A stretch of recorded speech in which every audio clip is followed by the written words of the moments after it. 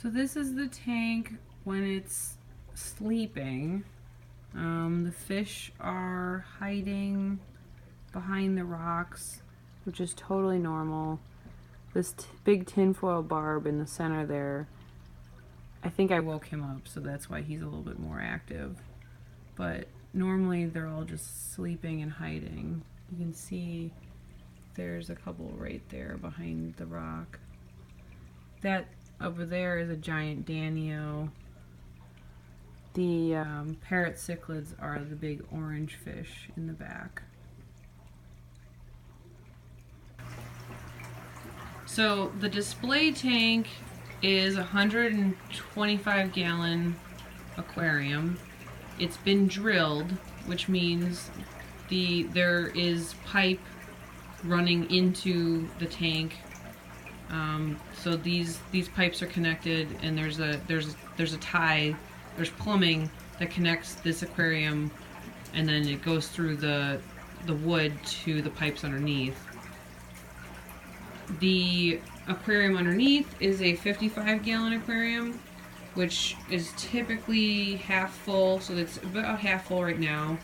And then once it's at this water line, it's probably 3/4 full. And then this big water basin right here is a horse trough that we've sealed, but that's I think the technical term for this water holder. So the way this was set up, it was originally, well, we got the aquarium and it was drilled, and so we went with that configuration. We were going to do salt water, and so that's where this whole project started. But to make freshwater that much easier, we decided to plumb it so that the water, it goes from here, this is the main pump, travels up, it splits into this one and this one, and then it flows over into the display tank. So the water will then, once it's above a certain level, it'll come back into the returns, and then the water will flow down both of these into the piping. There's 2 sets of tracks over to the drain. So to keep the display tank always full of water, that's why we have extra tanks, because then if the water ever stops flowing, this water will only drain as far as the overflow. So the display tank will never empty of water. It will always be this much full, unless it starts evaporating. So if the pump is off for long enough, then a little bit of evaporation will happen. So when it drains, this is just a gravity drain. It's draining into here. This was set up this way because it's almost like a muffler. It reduces the amount of noise that this drain makes. If we took this pipe off and capped it and just had it, as an elbow, it would be much louder. The drain would work. It just would be louder.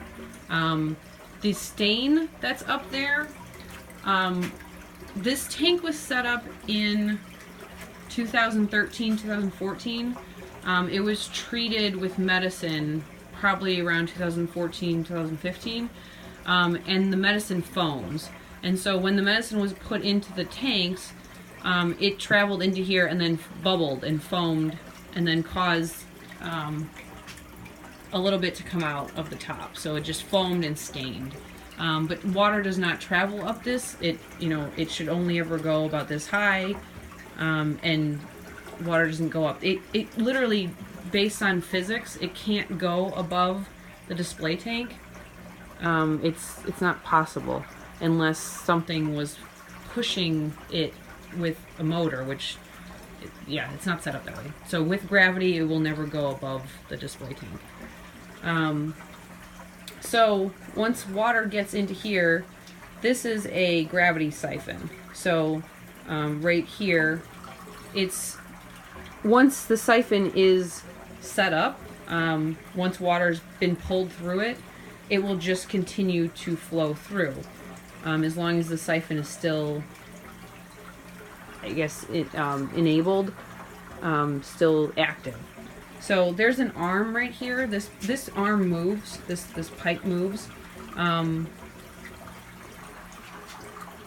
As long as the water is above that drain, the water will flow into the siphon, and then it will continue on. So we put this tape here to give us a guideline of how high this water line should be. The main pump is sitting in this bucket, so that there's a few different elements of, if we were to lose power, the water will never overflow. So this pump can only pump out so much. So if we run out of water, if this line goes below the bucket, the pump will empty out the bucket and then stop.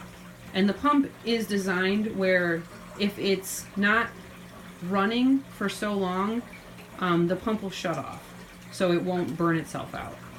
So then once the bucket's empty, the pump will stop working, and then everything will just settle. It'll just stop. The water will stop moving, and you're safe.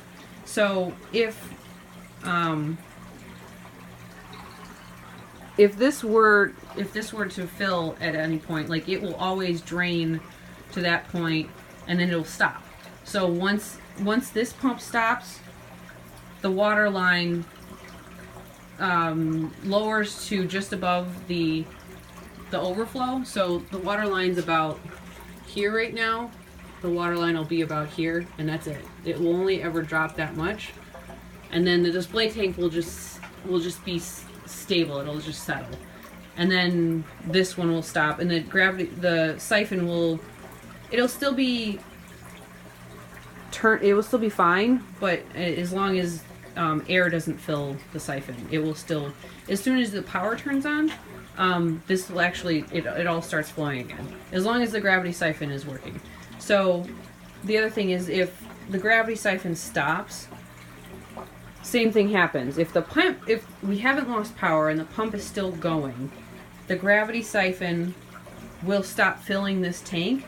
And so again, the pump can only pump enough water to bring this water line down to the bucket and then empty the bucket. And so then the display tank again will continue flowing until it has no more water to drain from that top point. It will never go below the overflow line. So we've had multiple little power outages over the last 6 years. 10 minutes here. I think there was one for a night. The tank has never leaked. It's never overflowed.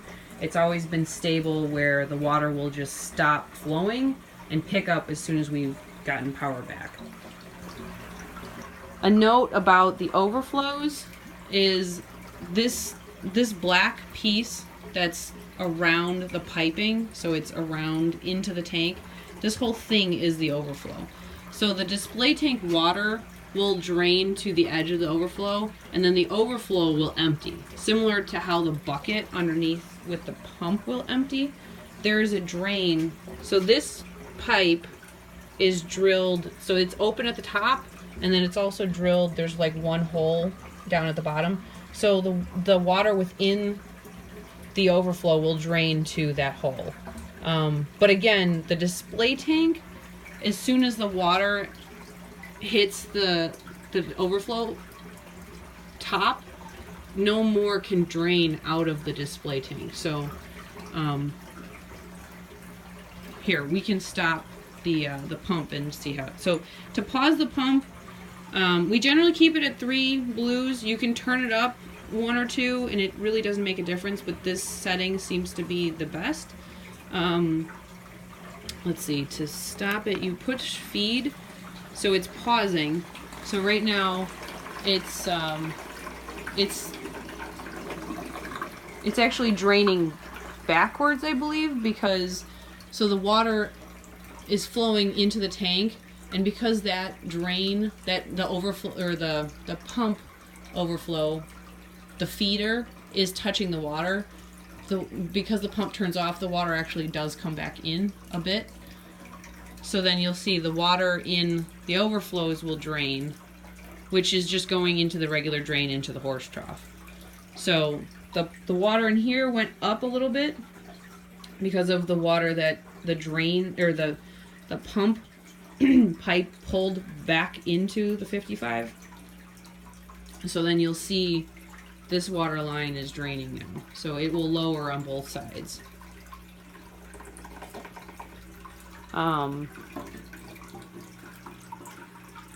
So you're hearing the drain right now. And this is, again, this is totally normal, and this is safe for the tank. You can pause the pump if needed to do something. You can turn it back on. You can unplug the pump and it'll do this exact same thing. So this is the same as if you were to unplug it. And it will drain just in this cavity, the siphon or the overflow cavity. And that's all the water that's going to leave the display tank. So the display tank is going to sit full, and it's going to look beautiful from the other side while the pump is off.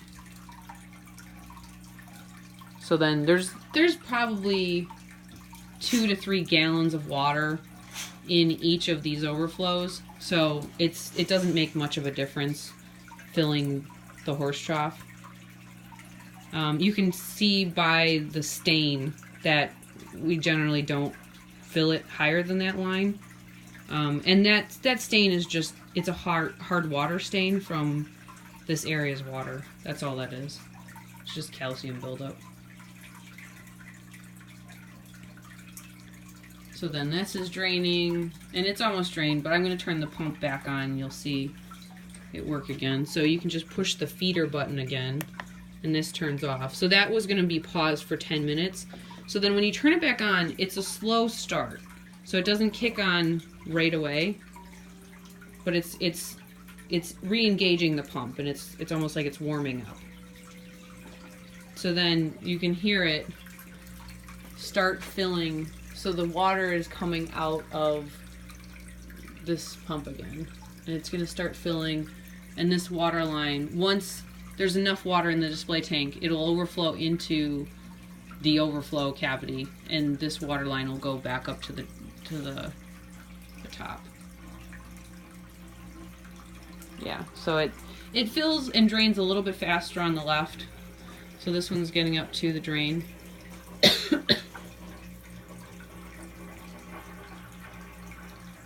And then that one is just catching up. It's just a little slower.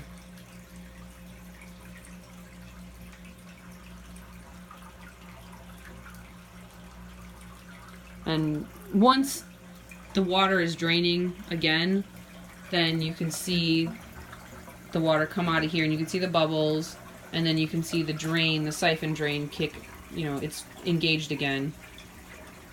And you'll see that there's water bubbles coming out of the exit of the siphon. And the system's back up and running again.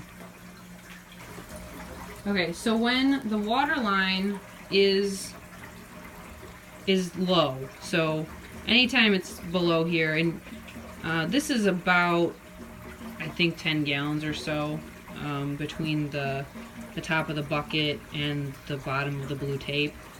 So we have these, I think they're 5-gallon containers. Go ahead and fill that in.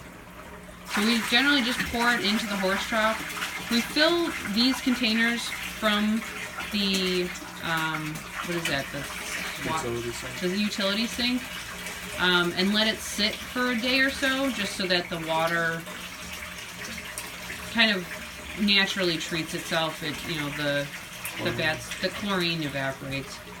So as this is filling, you'll hear the siphon kind of get more water go through it. So then this line will raise a bit. So it's a little bit stronger of a current to flow into the 55, and this water will go up. So this does not change how much water the pump is moving. The pump speed and amount is controlled by this. So this, having poured extra water into the horse trough, the siphon will move that water into the 55 and just raise this water level. Go ahead and pour the other one. So we do 1 or 2 of these every week. You just keep an eye on it. You'll get a better feeling for how often you want to pour more water into the system. And this is only needed because of evaporation.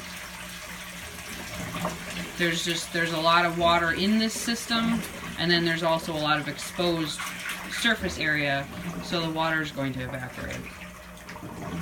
There might be less evaporation if a cover of some kind were built, but then you would have access issues to the system. So after pouring those two in, and the siphon is still draining it from the horse trough, but this line has started to raise. So I think it was here, and now it's up about an inch or so. So the other useful thing about the two tanks underneath the display is it's acting as a filter too.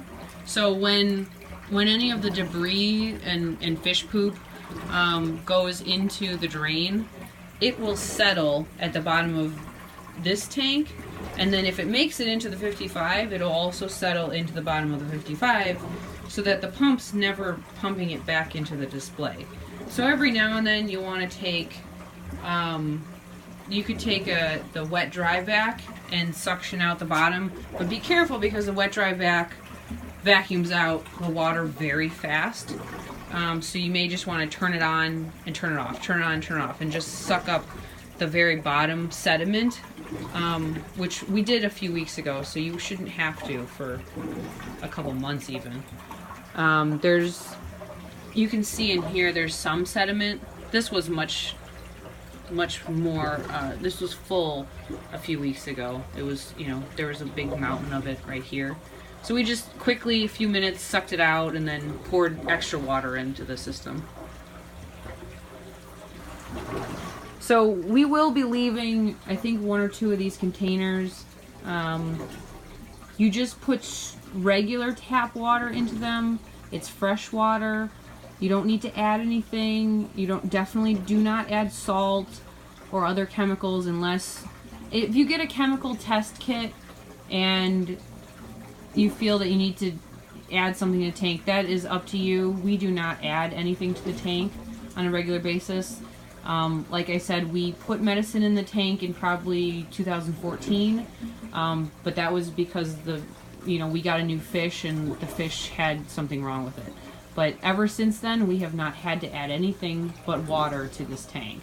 We clean it periodically, and that's just with there's a glass cleaner scrub brush, not chemical glass cleaner, but I mean there's a scrub brush that we use. There's various different tools in here, heaters. So like this is a good glass scrubber.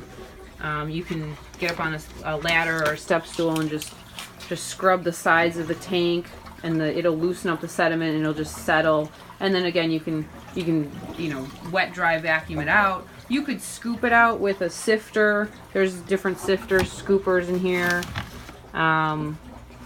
Or you can use there's a really nice siphon in here too. This thing. So I just pulled it apart though. It's a aquarium siphon cleaning tool. So once you hook this together, you get the siphon going, and then you can suck out the sediment with this. It's a much slower flowing wet dry vac. So it's easier to handle. So you can see that after we filled the 2 buckets of water, this water line is almost, let's see, it's probably moved 2 inches now since we started. The different components. So we've got the main pump, again, with the controller. We've got, this is just a desk lamp, it's just a light. We've got heaters. So there's a heater right here in the tank, and this is just a piece of plastic that's taped on to cover the back of the aquarium from the display. So if you're working in the aquarium, you could take this off really easily. and you can see the aquarium. You can see where you're cleaning. You know, if you're trying to clean the glass with the scrub brush, you can see it much easier. You just retape it with some painter's tape. Let's see. So this is a UV light filter little gadget. It just helps clean the water, and it treats it. So there is a UV light bulb. There's the cord for it. I don't know how often that needs to be replaced. That's been on the tank probably 3 to 4 years now, and it just runs. It's an extra. I would say it's an extra bubbler too. So if the main pump is ever out for a short period of time, the fish need air in the water to breathe. Which there is air in the water on a regular basis, but the water needs to churn to put air back into the tank. That's what the flow, everything is doing is actually putting air into the tank for the fish. So this little filter keeps the water moving if the main pump is off. So it's just kind of a backup. The fish will be fine if the main pump is off for even a couple days. So we have 2 LED light fixtures. This one has 2 plugs, one for a white light, one for a blue light. We currently only have the white light plugged in because the blue is kind of overwhelming and not needed. This one is a much fancier light. It has 1 plug, and it has both white and blue on that 1 plug. It also has a computer kind of automatic light timer system in it. So similar to how we have this light attached to it's almost like a Christmas light timer. So it will turn on and off at the right times of day. The only thing is if you lose power, you have to adjust this back to the current time. Whereas this guy has kind of an internal clock, and so even if you lose power, he knows what time it is, so he doesn't get affected by the time change. He's not running when the power's off. Obviously, he doesn't have a battery. So this one, there's a switch, and I'll have to get higher up, but you can turn it on manual. So if you do manual, it just turns on, and then if you do it again, it's back to auto. It's back to its clock, built-in clock. So it was set at one point. I don't know where the manual is, but I'll try and find something online if you ever want to change it. So it's a very neat light where you can tell it only 50% of the blue light and 100% of the white, or 75% blue, 5% white. And it'll gradually change the percentage of white and blue light throughout the day if you want it to. You can make it very complicated, or you can just simply turn it on and turn it off. There is another heater on this side of the tank. It's stuck to the glass on the inside. It's right behind this plastic.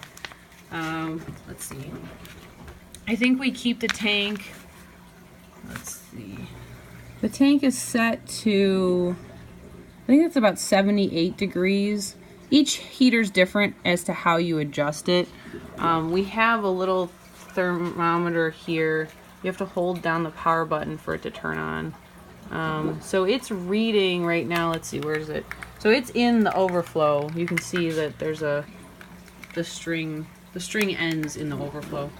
It's reading 68, 69 right now, which I think is a little cold. The fish could probably get a little warmer.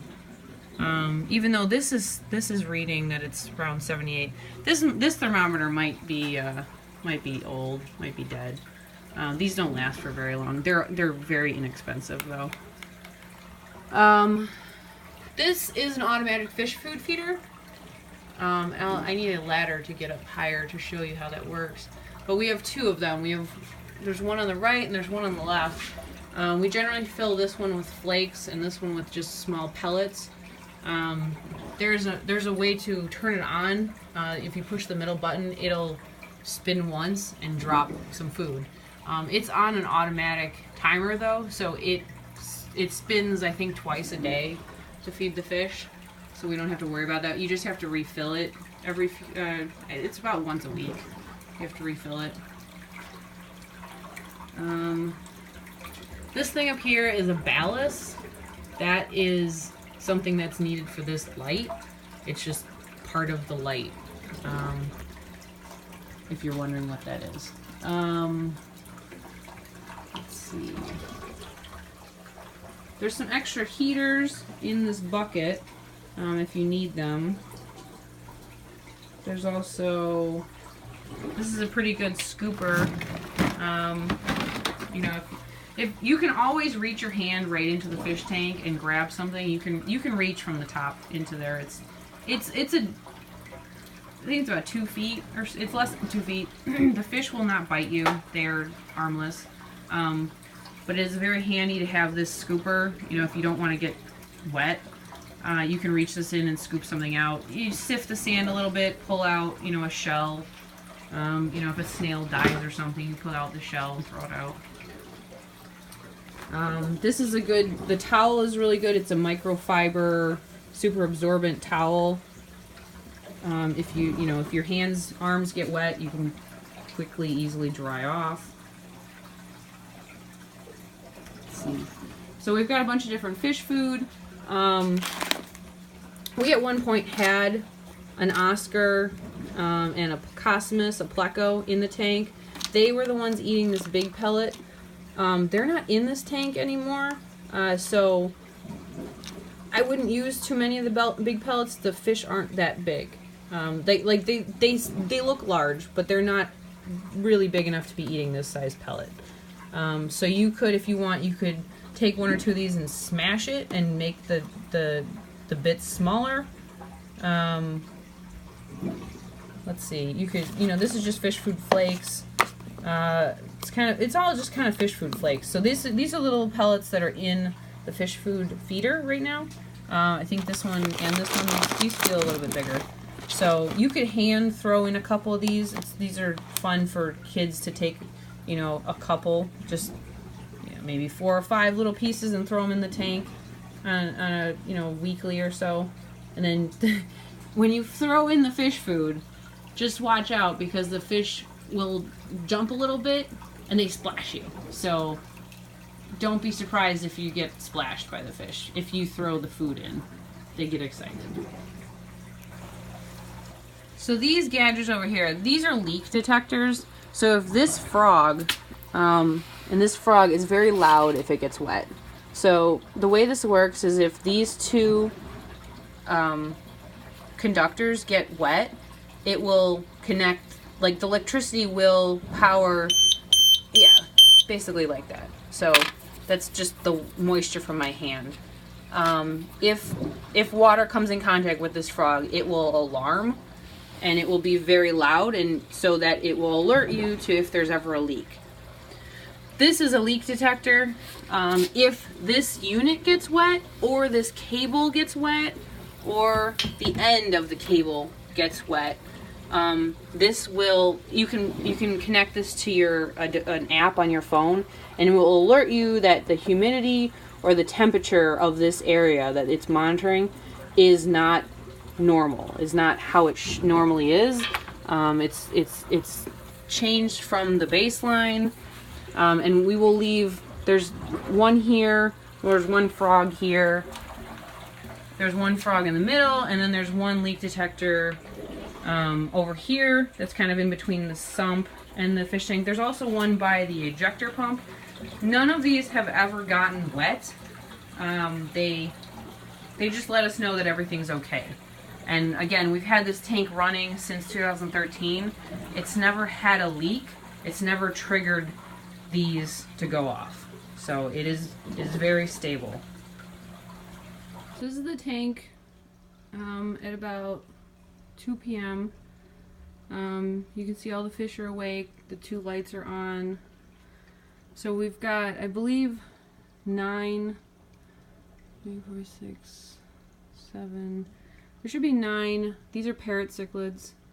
One of this is the biggest one. He usually lives behind this rock. He sleeps behind there. That's a giant danio. That is a barb of some kind that's swimming back there. It's not the giant danio. There's also a rosy barb in here somewhere. It's a little red guy. But they're pretty cool. They have great personality. They're always watching you. And then this big guy is a tinfoil barb. And you can see the different, shadows the light makes, which is cool. Oh, there's a rosy barb. Right there. So they'll just hang out and watch you. So every now and then you're going to have to clean the glass. We're going to leave this glass creeper. So it's a magnet. So it's half of it's on the outside, half of it's on the inside of the glass. You just kind of squish it around, move it around. It'll, you can kind of see there's some algae from the light. It grows on the glass. So if we push it over here, so you can see how there's algae there, and then you just scratch it off or scrub it off. So this works this way, or you can, get the long brush from the back and go at it.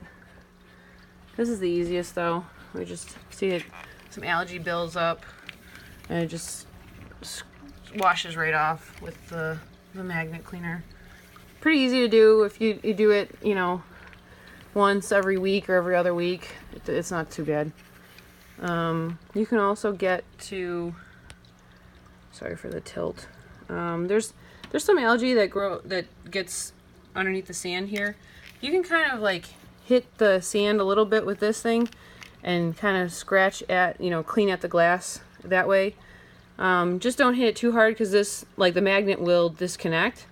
And I can't remember if the back of this floats or sinks, but it tries to make it easy for you. So it usually stands this way, and then you can reach in and grab it. So really easy. You just clean the glass. And then I usually leave this off, probably up in the corner, so that the kids don't grab it, because they like pulling the magnets apart, and then you have to reach in and get your arms wet fixing it. But that's pretty much it from the outside. Like, I don't think I ever Windex the glass, because I'm afraid that the spray will somehow make it into the tank. So I generally don't do that. You could take that microfiber towel that's in the back and kind of just scrub the glass. That'll clean it. Or just this thing has a little bit of felt on this side of the glass. So just by doing this, it's kind of cleaning both sides of the glass. And the fish get upset, but they'll come back out in a little bit. An option you have is the background plastic that's taped. This side that it's currently showing is saltwater. It's a saltwater scene. The other side is a freshwater scene. So you can easily flip it if you want a different background to the display tank. This is driftwood. This is just, a display plastic decoration. These are all display plastic. This rock and this rock is an artificial rock. Okay, I can see the 9 now. 1, 2, 3, 4, 5, 6, 7, 8. Where did he disappear to? I think he went underneath there. Okay, so this rock is made by a company called Vita Rock. So is this rock. So this is Vita Rock, decoration, driftwood, decoration, Vita Rock. These two pieces used to be live rock from a saltwater fish tank.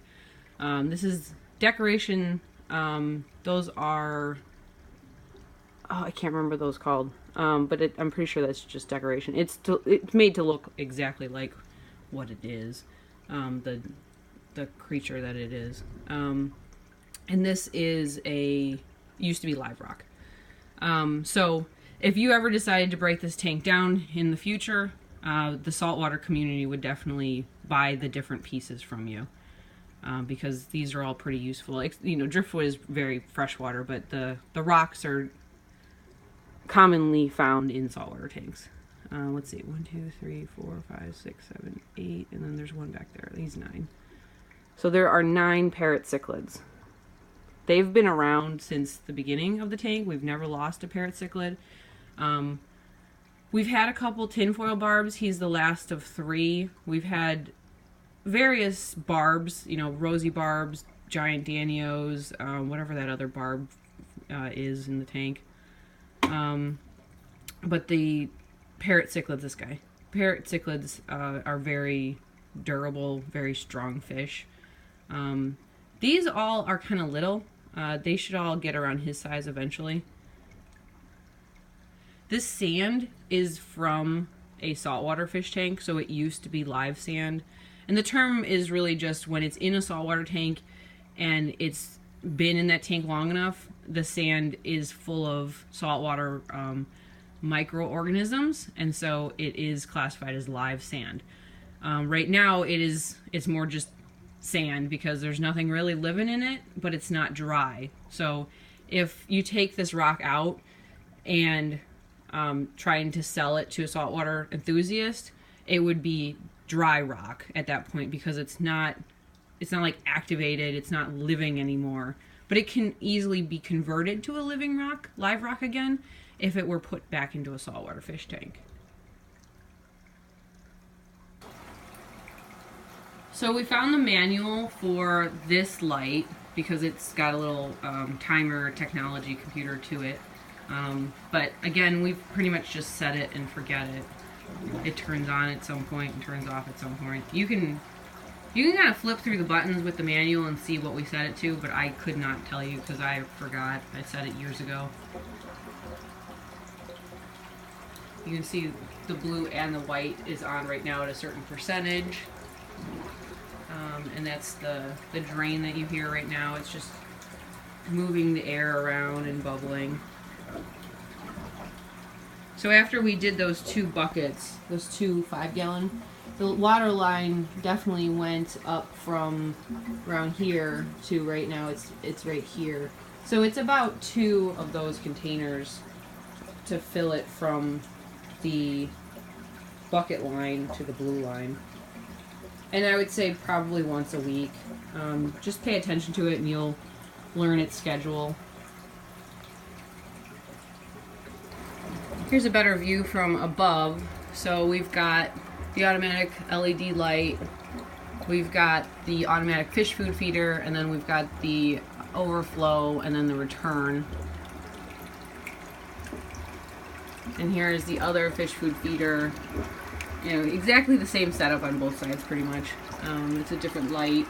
So this switch is for the blue light, which isn't plugged in, and then this switch is for the white light.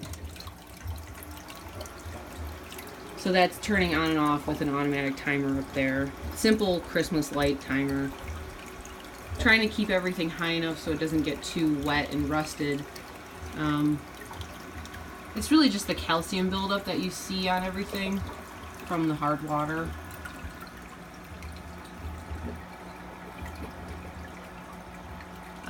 So the fish food feeder, if you want to make it go, you push this button and it should spin. Let's see. Oh, okay. So I gotta hold it down, and then it spins, and so it just makes one like revolution around, and it drops out some food. So there's a little opening right here that you slide to make bigger or smaller. You want it pretty small because it's going to release quite a bit of food. There's some food that got stuck on the edge.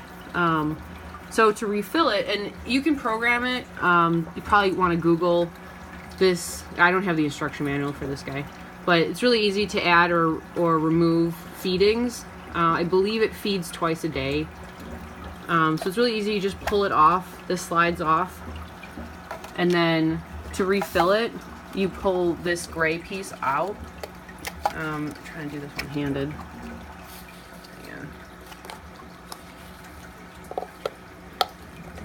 Okay, well, you get the idea. So you pull this dark gray piece off. It just slides off like a plug. You refill it. Watch out because this is open, so it's, you know, it's sprinkling food everywhere. And depending on the size of the food that you put into it, you can make this opening a little bit bigger, but test it. So start small, push the revolution, see how much food drops. You can bump this up. It's just a slider. You can make it smaller, bigger. And then when you feel like it's the right amount of food, and you only feed them about like, maybe a teaspoon to a tablespoon, whatever fits in like the middle of your hand, just a small amount. You just throw it in there and they're fine. So kind of you have to use your best judgment on how to move that around. So then this slides back on, and it'll go when it's set to go. Same for this one. This one gets a little clogged sometimes because it's got fish food flakes in it, and so the flakes get a little wet sometimes. So you can always clean it off with your finger. I wouldn't get it wet because then the food's gonna stick to the inside. And this one's open a little bit more because the fish food flakes are bigger, and so they don't fall out like the little pellets do. But we can, again, I can't do this one-handed. Okay, so open that up. You're gonna take some food, just a small amount. You can sprinkle it, and the fish are gonna come up and probably splash you. They might not be hungry right now because I think the automatic fish food feeder's already fed them.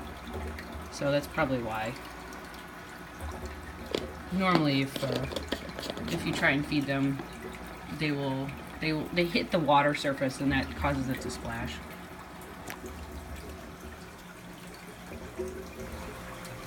Okay, so the bucket of stuff. So we've got filter socks, and you can see I have them attached to the ends of these pipes. I had one over here too. You can put them on there, you can take them off, it's up to you.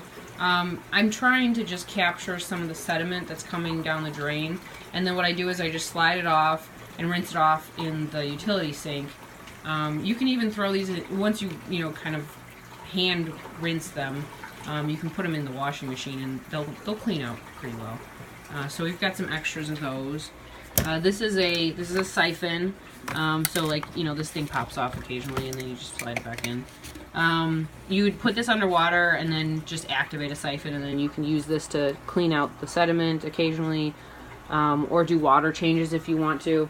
We usually just add water to the tank, but if you feel like you want to do a water change, you can take out a few gallons and then just pour it down the drain and then add in some new tap water. We've got fish nets if you ever need to move the fish around, some more microfiber towels, some glass scrub brushes. Here's the manuals and some extra parts for the main pump if you need it. This is a good basket for like if you're working. I usually work in the horse trough here if I'm trying to clean something. So I'll take a display piece out. And again, I don't do this very often, so this is maybe every couple months or so. I'll take a display piece, decoration, I'll use a scrub brush, I'll be holding it in this tub of water. Oops, sorry, I got tangled. And then I'll just be scrubbing it. So all the sediment goes into the bottom of this tank, it's the easiest. You could also scrub it in the utility sink if you want to just clean it there. But this is a good, I know it's broken, but the scrub brush itself is a really good scrub brush for the decorations in the fish tank. But this bucket is useful because you can have it floating kind of in here, or we tend to leave it like right here, and if you're working and you want to dry something, you just put it in the basket and it drips and then it dries.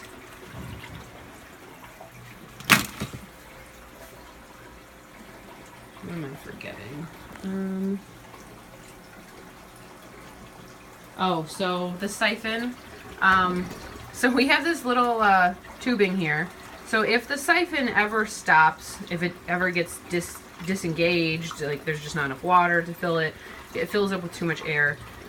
So what you want to do is this is an air release valve. So you can pull air out, but nothing will go back in. So it's kind of like seal. So you can hook this thing up to either here or here to restart the siphon. So what you're doing is once the two ends of the siphon are both underwater, you are sucking out the air from the siphon. And so by pulling out the air, you're effectively moving the water, and then with enough gravity and with enough water, once you've pulled out enough air, the siphon will start again. So this tubing is just an air tube that you can use to manually suck out the air. So there's a little hole at the top of here, or on here. And you can get a new air tube if you want. We've been using this one for a while. Or you can cut it. Okay, quick explanation of the bottom. So we have built in these turn-off valves. There's quite a few of them. There's one over here. There's two here. There's a couple in the siphon. So if you were ever working on the tank and you needed to make sure that the water stops flowing, if you didn't want it to naturally drain or something, you can turn the water off. You can forcefully, turn the valve and it will stop the water from draining. It's there in case you ever need it. We've never needed it, but it's nice knowing that we have that control if we ever needed to turn the water off.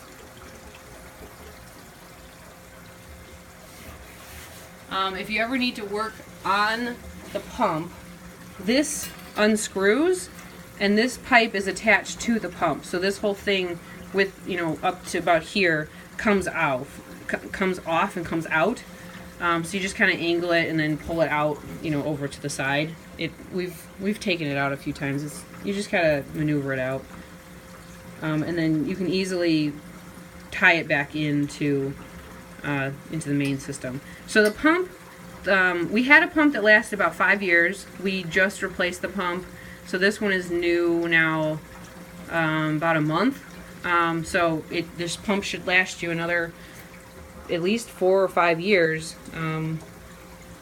It's a good brand. It's on the manual. It's about you can find it for $80. It's about $100 pump, on Amazon. You can always look for the newer model. I think it's a model 6000, so it has a lot of power. That's why we only use 3 dots. But if we had bought the smaller model, we may not have found it had enough power. So we just opted to get this model and dial it down. It's much easier then.